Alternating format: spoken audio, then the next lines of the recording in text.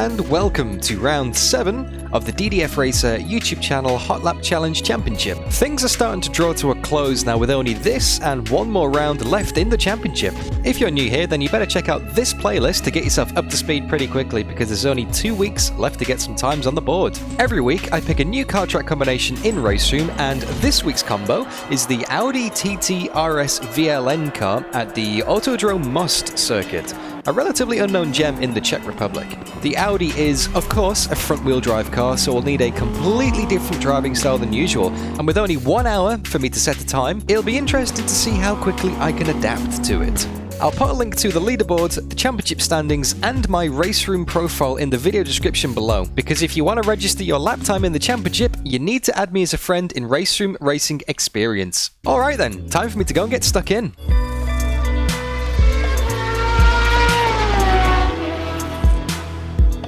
Alright then, so here we are on the track, getting ready to go, and let's have a quick look at leaderboard, shall we? Rito Arnold is currently the fastest guy here on a 1 minute 36.419. I have no idea whether that's a quick time or not, but I guess we'll find out very shortly, so let me put my headset on and get out on the track.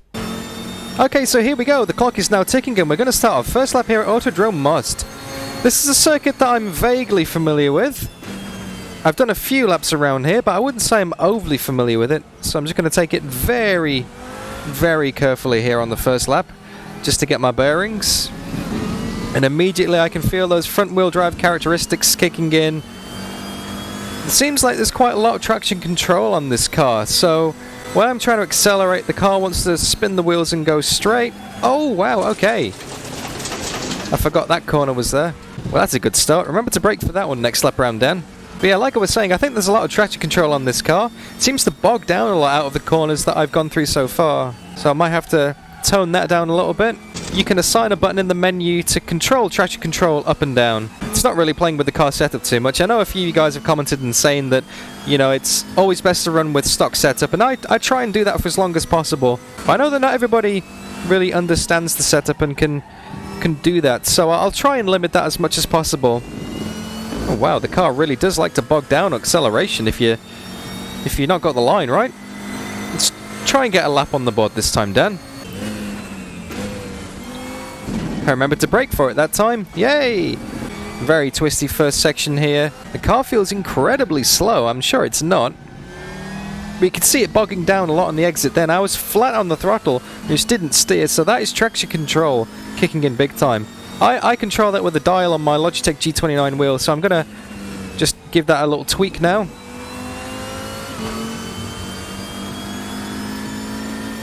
There we go. So preset number 1 is by default the most traction control you can run, all the way down to preset 6. And I think you can change the percentage of traction control per preset in the car setup menu. And immediately that feels so much better to drive. Okay guys, pro tip for you, when you give this a go, make sure you turn the traction control down, because you're never going to lose the rear on acceleration in one of these things, which is where traction control really does like to kick in. Traction control in this thing is just going to basically stop the front wheels from spinning, which is going to stop your acceleration. Your last lap time was at 141.90. So first lap on the board of a 141.9 exactly. Seems like I've forgotten to brake for that corner as well. Told you guys I'm not super familiar with the track. Yeah, this thing is the complete opposite of the Indy car that we used for last week's challenge. This thing is slow and cumbersome, but not in the same sense that the NSU was in the second round at Bilsterberg. This is a different kind of slow. This is a more methodical kind of slow. With this, you've really got to nail your driving lines. You've really got to think about what you're doing. In the NSU, you could kind of throw that thing around a bit and slide it. This thing, you cannot slide. You will lose so much time. The brakes are really good in this thing. Wow. It's so tempting to hit the throttle in this thing and just get the car rotating and pin it round. But if you haven't got the grip to turn the car, pinning the throttle isn't going to do anything apart from just make it go in a straight line towards the exit. I think I need to turn in slower and later for that corner. Too much of an early and wide entry. Although we're nearly 3 seconds up, but that's not unexpected because our first lap was very exploratory. That Last lap was at 1:39.09. Now, I've actually driven this car before, quite extensively. Earlier in the year, when we had the DDF Racer YouTube channel 1000 subscribers special, we hosted a few community races, and this car was one of them that we used. At Laguna Seca, that was a hell of a good combo. I really enjoyed that race. Me and Nico Hillebrand went wheel to wheel for the majority of it, if I remember correctly. Sector 3 is clear. Who was that? Whippy Whip was in there as well. I think he went and won. Brody Steen, of course, was in there. But yeah, that was such a good car for racing. But now it's being used in a completely different capacity. Hotlaps. Whoa, once I get the rhythm right through there, it'll be so much faster. Feather the throttle through the final corner. Wait for the exit and floor it. Nearly 6/10 up. This is going to get us into the 138s. That lap was at 1:38.52. That's your quickest lap in this session. Sectors 1 and 3 are fast. Sector 2 is a tenth off your best. Oh, okay. I was just pushing it a little bit harder there, because I thought the brakes could handle it. But it seems like there's a very fine line on braking too early and braking too late. Now, I don't think there's ABS in this. Anyway, I'm going to turn the traction control off completely, because I think that is a massive hindrance on this car. It doesn't really need traction control. Of course, this Audi was designed to race at the Nordschleife. This isn't the Nordschleife though, this is the Autodrom Most. Autodrom Most? Autodrom Most. I'm sure if there's someone from the Czech Republic can clear up my pronunciation on that one, that'd be much appreciated. It feels like I can go so much faster, but if I do, it just understeers straight off the circuit. Oh, that was much better that time. You can take a lot of speed through that corner. Keep it in tight. Don't accelerate too much, keep it in tight. Look way down the track and get the exit from this one. Keep it to the left and then slingshot out. Yeah, much better. Okay, there's a lot of time to be found there. One corner very much leads on to the next in that section. Braking just after the 100. Tuck it in, wait for the front to bite. Bring it round, use all the curb on the left. And then feather it through the final corner. Use a little bit of the inside curb. And when you know it's going to stick, plant it on the exit. Wow, okay, that was a much better lap. 1.5 up. You've just done a 1:37.02. That's your fastest lap. That's still only good for 4th on the board overall, though. And obviously none of you guys have even started to set lap times yet. Okay, let's try and take a lot of speed through this fast right-hander now. See how fast we can really go. Sector 1 is 0.16. Slower than your best. Oh, not that fast. Kicked up a bit of gravel on the outside, and the gravel in RACEROOM kills your speed completely. Can't really brake much later for that corner that I'm aware of. So I was getting my braking point right. I'm going to max the exit through here. Oh, it's borderline flat out. A little confidence lift, but maybe once the car beds in a bit better, I'll get there. Because this is the thing about hot laps. You are encouraged to push beyond the limit, to find the limit, and then you dial it back to where you can keep the car on the road. Sector 1 is 0.16. Oh. Sector 2 is 0.5. Off your best. Sector 3 time is fast. Oh, and that's a cut track. Okay. Please stand. I didn't expect that to be a cut track. Interesting. Alright guys, well we've had quarter of an hour of the session gone already, and I am struggling with this one. Which is funny because I picked it. I thought it'd be... I thought it'd be nice to throw a front-wheel drive car in the mix at a relatively unknown circuit, but I'm kind of paying the consequences for it at the moment. Having 1 hour seems like nowhere near enough time to get something on the board now. You've really got to look so far down the track in this thing. You've got to line up your exit because one kick of the throttle can affect so much of the future of the circuit. I mean, I know it sounds pretty obvious. As soon as you put that right foot down, that car is taking a trajectory that has been predetermined from that very moment forward. And the only way it's going to change is if you lift out of it. You can't steer more, because that slows you down even further. Okay, well that's another 4/10. That lap was at 1:36.59. Good lap. That's your quickest so far. Your times are good in all 3 sectors.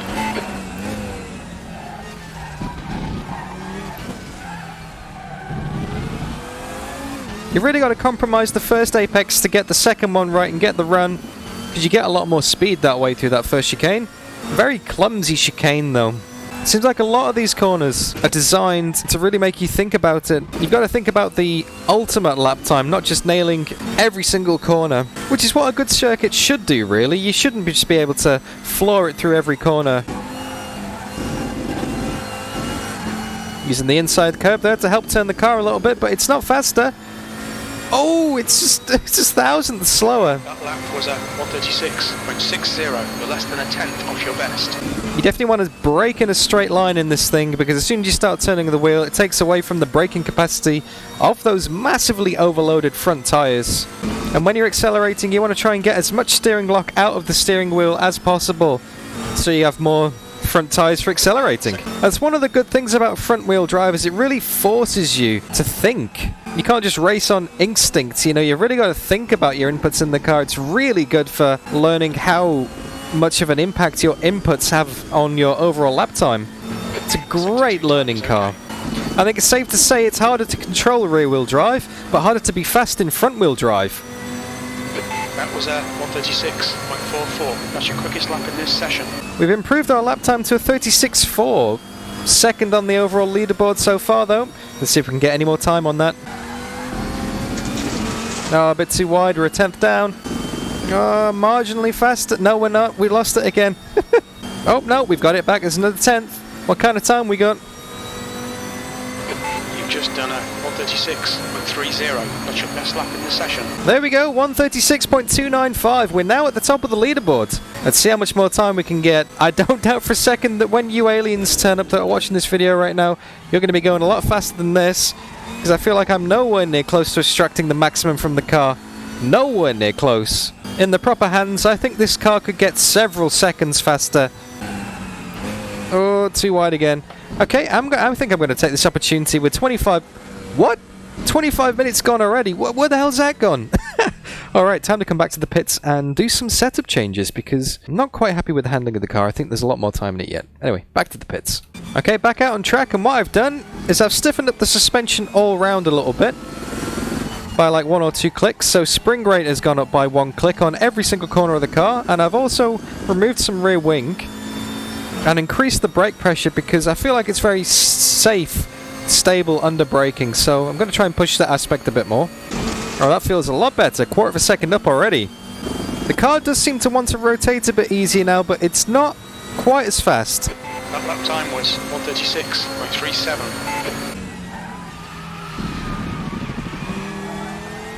And here the front tyres squealing in pain there. Definitely putting too much steering lock in through that slower right-hander, of which I do not know the name of. If there's any Czech people, let me know in the comments. I'm probably doing your circuit not much justice. Probably pronouncing it wrong and forgetting the corner names for what is actually a really nice circuit. I like this place. Keep it to the right, hold it into the apex and keep it to the left on exit. Get the slingshot out. There we go. 1/4 of a second up. Let's see if we can hold on to it. We're losing a lot of time in that final corner, but this will be a faster lap, I think. Not by much. You've just done a 136.16. Oh, I hit the gravel on the outside again there. Well, this lap's a write-off, so I might restart it, but oh, we are so close to getting into the 1 minute 35s. Oh. You need to watch these track limits. It's got to be so gentle with this car. I mean, it's so much fun. Once you get near the limit, it's so satisfying when you get it right, because you know you've been nice and smooth and precise. Ah, okay. Bunny hop over that little curb, use it to pull the car around, and you get 1/4 of a second. Wow. That lap was at 135.91.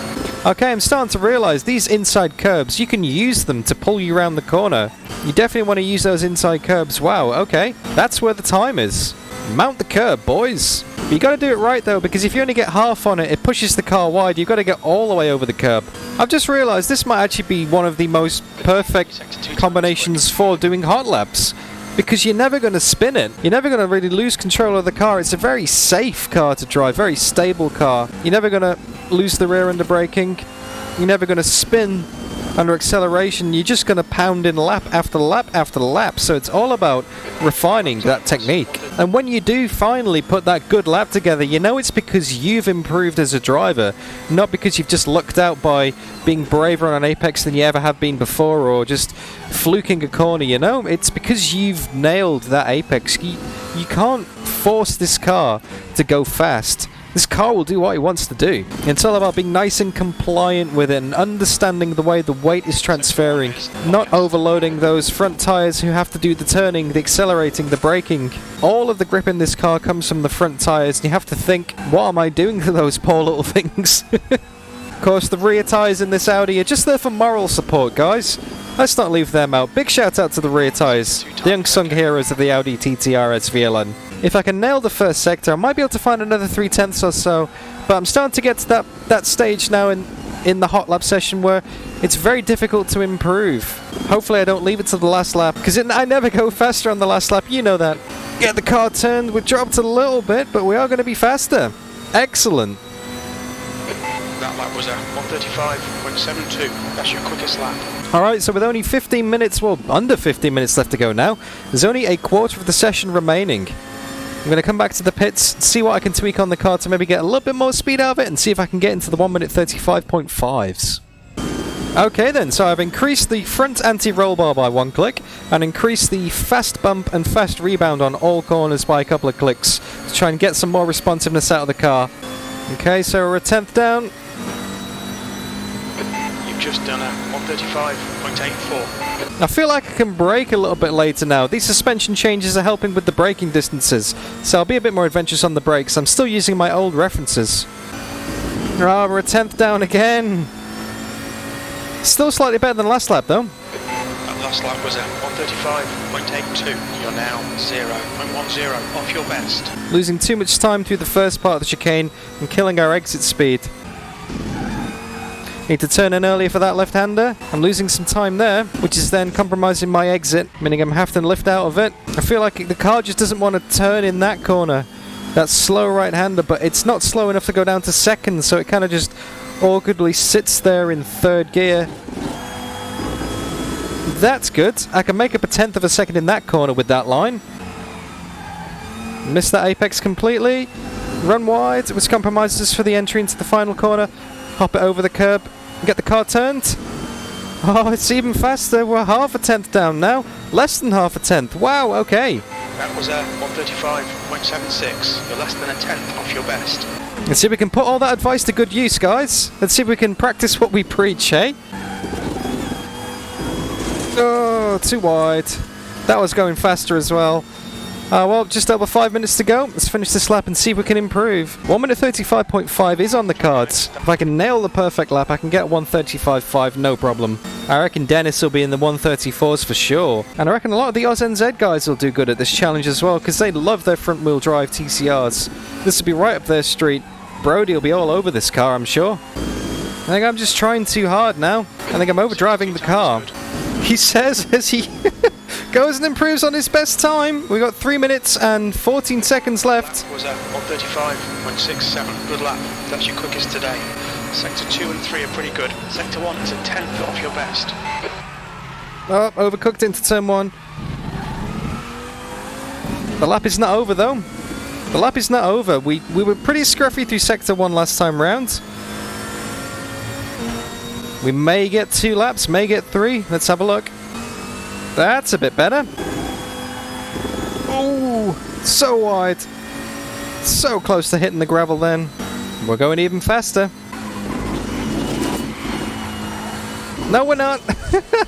Oh, next lap won't count either. Okay, had to abort that lap. Because running wide at the final corner basically means it will kill that lap and the lap after it. Race Director getting very strict on the track limits there. But now what this means is we've only got 1 minute 20 seconds left in the session, and a lap takes 1 minute 35. So this is it, last lap. Maximum concentration.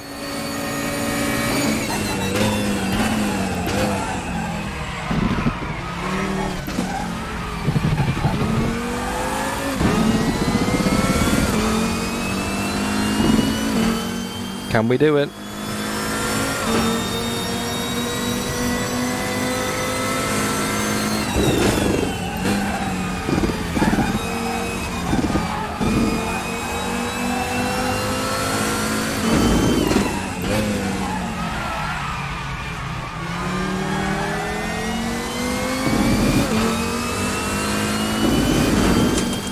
Nearly 2/10 up already.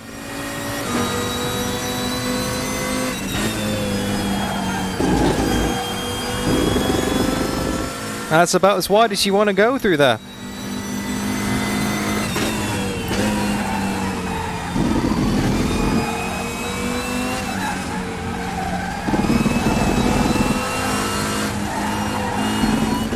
Now a bit hesitant through there. 2/10 up. Come on, Dan. Come on, Dan.